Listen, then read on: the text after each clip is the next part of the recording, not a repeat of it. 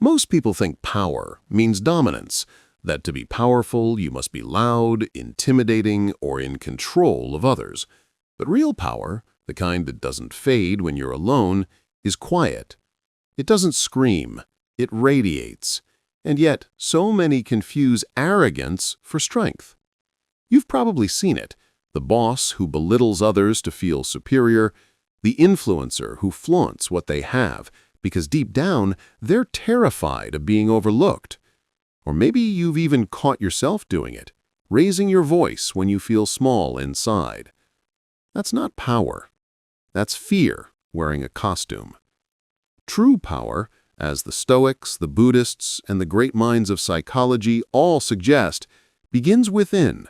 It's the ability to master yourself before you ever attempt to master the world. Marcus Aurelius once said, "You have power over your mind, not outside events." Realize this, and you will find strength. That's the foundation. Inner power begins the moment you stop needing validation from others. When you no longer need to prove your worth, your silence becomes louder than anyone's applause. But let's be honest, we live in a world that celebrates arrogance. Confidence is mistaken for vanity, self-belief is confused with ego, and humility, the rarest of all virtues, is often seen as weakness.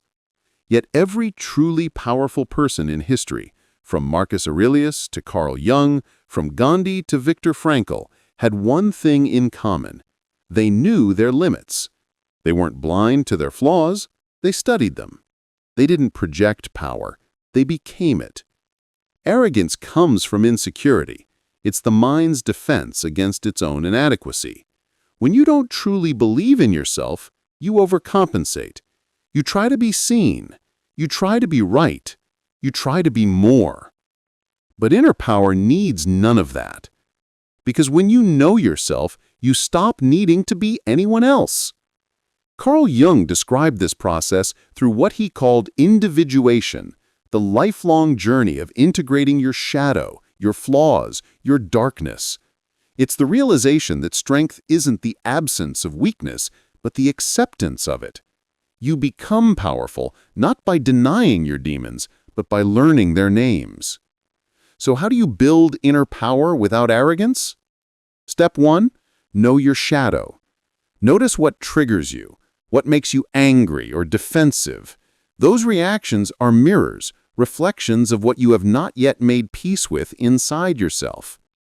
Step 2, practice stillness. The ego thrives on noise, on proving, showing, winning. Stillness starves it. Meditation, solitude, reflection, these are not escapes from the world. They're your training ground. Step 3, detach from outcomes. You'll know you've grown powerful when you stop obsessing over how things should go, when rejection doesn't crush you, when criticism doesn't sting, when you can walk away without needing the last word. And finally, step 4, serve something greater than yourself. Because power that serves only the self always collapses. But power rooted in purpose, that's what changes everything. Arrogance says, "I'm better than you." Inner power whispers, "I have nothing to prove." And when you live from that place, the world begins to respond differently. People trust you more, opportunities come to you naturally, because you're no longer trying to take energy, you're giving it.